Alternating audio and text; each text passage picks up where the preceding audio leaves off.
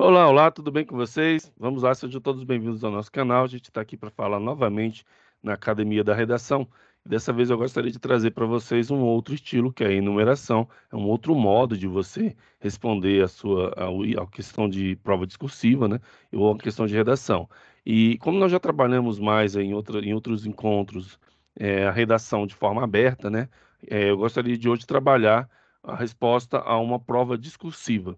Tá bom? Dependendo do seu edital, você pode ser cobrado por meio de uma redação, que é um item mais aberto, ou por uma prova discursiva. E a gente já falou sobre isso, na importância de você ler o edital antes, bem antes, para saber que tipo de prova você vai fazer ali na hora, tá? E a distinção entre os dois modelos é que a prova de redação pura e simples, ela te dá um tema um pouco mais aberto e não há exatamente uma resposta certa ou errada, né? Existe a sua opinião sobre o tema e você tem uma liberdade maior de criação desde que você não fuja ao tema. Já na prova discursiva, ele te dá um tema, mas ele te dá exatamente o que ele quer que você aborde dentro daquele tema e como a resposta deve ser trazida. Então, ele te dá uma questão um pouco mais fechada dentro dessa do seu texto. Então, você vai responder isso de forma mais fechada. Eu vou trazer isso. Nós já apresentamos a contraposição e hoje eu vou apresentar para você a enumeração, que é um outro estilo também que pode ser usado tanto para responder uma redação quanto uma prova discursiva, mas que aqui eu quero trazer para você conhecer também esse estilo, que é bem simples e ajuda bastante a saber também mais de um estilo na hora de fazer sua redação, tá bom? Vamos lá então? Compartilhando com você aqui, nossa Academia da Redação, meu nome é Anderson, vamos seguindo aqui. Eh, Aqui eu trouxe uma prova discursiva lá da Câmara dos Deputados, vou ampliar o texto aqui para vocês. Aqui nós já abordamos em outro vídeo, um vídeo anterior aí, sobre como você interpretar a questão na hora da prova, né? Então a gente já te disse, já esclareci para você que esse textozinho que eles trazem, às vezes é mais de um, eles às vezes até te confundem um pouco, mas eles são apenas motivadores. Eles não são, você não está vinculado a esse texto, então como o tempo de prova é uma coisa precioso, você não pode perder muito tempo, sempre sugiro ao aluno vá direto ao comando da questão e vá responder, porque essa parte final aqui é o que importa para a sua redação, né? Vou até ampliar aqui para você poder ler comigo. Ó. Vamos direto, sem ler a introdução, que esse texto motivador aqui, a gente vai conseguir responder a nossa questão tranquilamente. Considerando os fragmentos do texto acima, que tem caráter unicamente motivador, redige um texto dissertativo acerca da desigualdade brasileira e suas múltiplas dimensões. Veja, até aqui seria uma prova de redação. Se a gente tivesse que redigir um texto dissertativo, considerando a desigualdade brasileira e suas múltiplas dimensões, seria um texto bem aberto. Mas é aquele que fecha o texto e fala assim, abordando necessariamente os seguintes aspectos. E aí, agora eu tenho uma resposta fechada que eu tenho que apresentar. Desigualdade econômica, desigualdade social e discriminação. Eu tenho que fazer um parágrafo sobre isso. São 4 itens, então cada item desse vai ser respondido em um parágrafo. Portanto, a minha redação, o desenvolvimento dela, terá necessariamente 4 parágrafos. Desigualdade econômica, desigualdade social e discriminação. Raízes da desigualdade no Brasil mecanismo de reprodução e legitimação da desigualdade, papel do Estado e das políticas públicas na redução da desigualdade e reconhecimento da diferença. Veja que aqui a gente consegue identificar algumas palavras-chave que precisam estar na minha resposta. A minha resposta precisa falar de desigualdade econômica e social, para dizer que eu abordei o primeiro item. Eu preciso falar de raízes da desigualdade, uma palavrinha-chave, para mostrar que eu respondi ao segundo item. Mecanismo de reprodução e legitimação, é uma palavrinha-chave aqui políticas públicas, né, para a gente poder responder, papel do Estado, são palavrinhas-chave que vão dizer que eu respondi realmente esse item. Então, essas palavras-chave devem estar contidas dentro do meu texto, tá? Para amarrar bem a minha resposta. Você vê que cada item desse tem uma pontuação, 12 pontos, 15 pontos. Nessa prova foi isso aí. Mas não quer dizer que a sua redação seria avaliada só sobre esses pontos, tá? Existe ainda uma pontuação na questão macroestrutural, na questão da técnica de redação, também é pontuada e não está aqui, né? E você vai perder pontos por erros ortográficos. Então, ter também uma técnica de redação adequada, ter uma boa condução da questão ortográfica, né? A questão gramatical também da sua redação é importante. E não esquecer nunca que a redação ela é também um segundo jeito de te avaliar na parte de português. Tá? Então, por isso, evitar perder pontos aqui por questões de pontuação, questões ortográficas banais, assim, a gente faz sempre esse cuidado aí. Vamos seguindo. A chuva de ideias, enumeração e uma chuva de ideias. Aqui, você viu que a prova discursiva, ela não me dá muita liberdade de texto, né? Então, não adianta eu ter muitas ideias. Aqui a ideia, a chuva de ideias é bem limitada. Eu estou pensando em como é que eu vou responder o item. Não estou criando, eu não posso fugir daquilo que ele, dentro da ideia lá de discriminação, por exemplo, a ideia, igualdade material e formal, é uma ideia que não me interessa aqui. Eu não preciso falar da distinção entre igualdade material e formal dentro desse texto, né? Preconceito, falar sobre o preconceito, as formas de preconceito, eu não preciso falar disso lá. Então são ideias, a chuva de ideias, ela, nesse tipo de prova, ela fica limitada a responder o item. Eu vou falar do colonialismo como origem histórica, eu posso falar da meritocracia, do monopólio de renda, educação e renda como instrumentos, né, de legitimação. Eu posso falar do lobo, do homem, do homem como lobo do homem.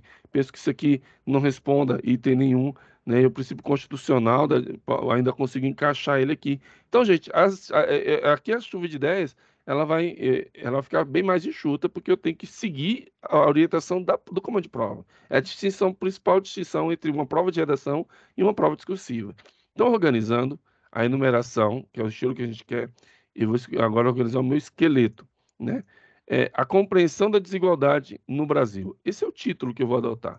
Mas por que eu estou colocando o título? Eu vou escrever um título na redação? Não. Mas é bom para que você consiga ter coerência no seu texto, organizar suas ideias, pensar em um título. E ele vai ser útil na hora de fazer a sua introdução índice, tá? Então eu penso no título. Eu pensei aqui, a compreensão da desigualdade no Brasil. É o meu título.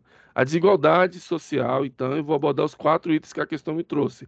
Eu vou trazer um conceito de desigualdade social e econômica, eu vou falar das raízes, vou usar o colonialismo como resposta, eu vou falar dos mecanismos de reprodução, falar do monopólio da educação e renda, e vou falar do papel do Estado, mencionando ali as ações positivas. Tudo bem?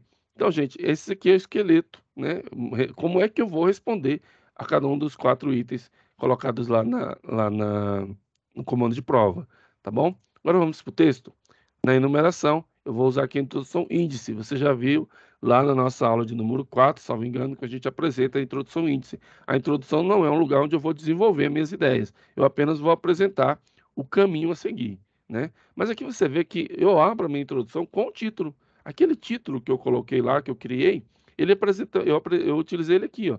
A compreensão da desigualdade no Brasil exige uma reflexão sobre as diferenças negativas, sua origem histórica, o mecanismo de reprodução e o papel do Estado na erradicação desse mal.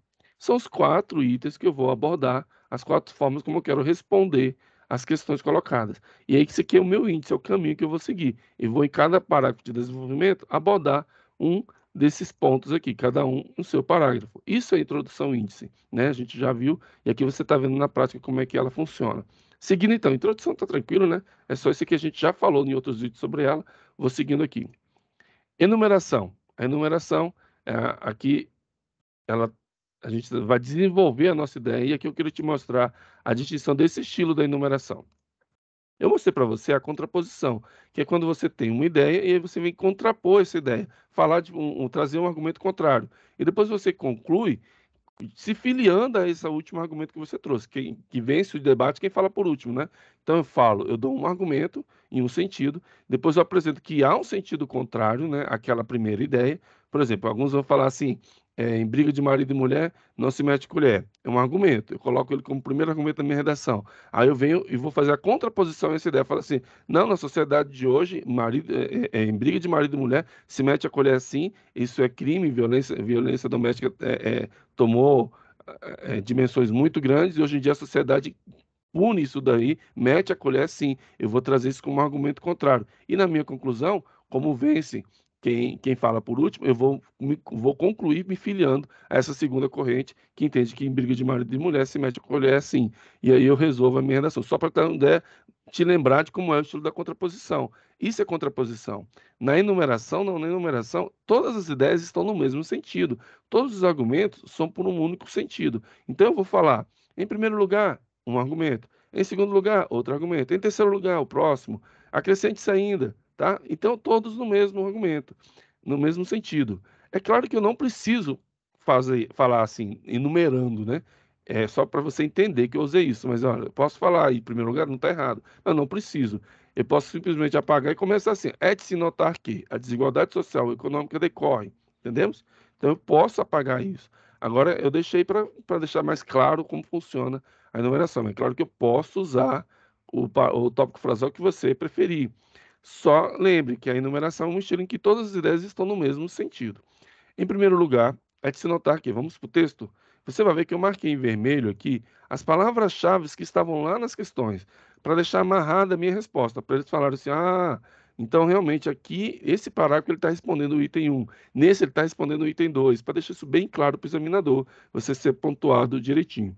A desigualdade social ou econômica decorre principalmente da má distribuição de renda, limitando o acesso a itens e serviços essenciais, criando um ambiente propício ao surgimento de ações discriminatórias, tá? Falei, respondi um conceito de desigualdade social e econômica e falei de ações discriminatórias. Item 1 respondido. Em segundo lugar, estou indo para a questão 2.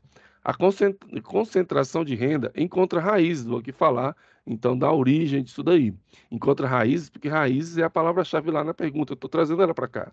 Encontra raízes no modo como o Estado imperial distribuiu a propriedade, principalmente entre poucas famílias da nobreza e amigos próximos da estrutura de poder. Tudo bem? Ok, eu mostrei qual é para mim a origem desse problema. Agora aqui, acrescente-se ainda que o monopólio das melhores fontes de renda e o limitado acesso à educação de qualidade surgem como mecanismos de reprodução e legitimação. Veja que mecanismos de reprodução e legitimação são palavras-chave que estavam lá na questão número 3 da desigualdade, disfarçando sobre o manto da meritocracia. Tá bom? Ok. Disfarçado sobre o manto da meritocracia, respondi o item 3. Destaque, fica claro que o Estado tem o dever de erradicar a desigualdade por meio de políticas públicas de inclusão social. Tá lá, políticas públicas era uma outra palavra-chave também, lá da questão número 4. São por meio de políticas públicas, cumprindo a Constituição que diz ser papel do Estado erradicar a pobreza, a marginalização e reduzir desigualdades. Tá? Gente, esse é uma proposta de texto que eu estou trazendo para responder aquele item usando o modelo da enumeração. Coloquei todos os argumentos em ordem, sem contrapor ideias nenhuma, todos no mesmo sentido. Tudo bem? Aqui agora, vamos seguir para a nossa conclusão. A conclusão, aqui a gente está fazendo a conclusão síntese, né? Eu não posso, vocês já viram, a gente já falou sobre isso em outra aula, em outro encontro, eu não posso desenvolver uma ideia aqui, trazer uma nova ideia aqui. Não posso, eu tenho só que sintetizar as ideias já postas. Aqui não é uma questão também colocada que eu precisei problematizar, trazer um questionamento e respondê-lo, ou trazer uma solução para um problema. Eu não estou usando esse tipo de estilo, eu estou apenas enumerando e agora eu vou sintetizar os argumentos que eu coloquei. Então, desta forma, conclui-se que cabe ao Estado realizar ações positivas que reduzam a desigualdade e desfaçam o erro histórico cometido durante a colonização, cujas consequências permanecem até os dias atuais. Tá? Gente, esse é o estilo de numeração e é assim que você me viu aí respondendo um texto de uma prova, prova discursiva. É claro que é uma proposta, não é o melhor, não estou falando que é a melhor redação do mundo, mas é um jeito de você entender como funcionam essas questões. Aqui, para a gente refletir, né, sobre a estrutura que eu te apresentei, a compreensão e aqui eu trouxe o título, né, o título que eu bolei, e aí assunto 1, 2 e 3 é o caminho que eu vou seguir, né, isso é a minha introdução.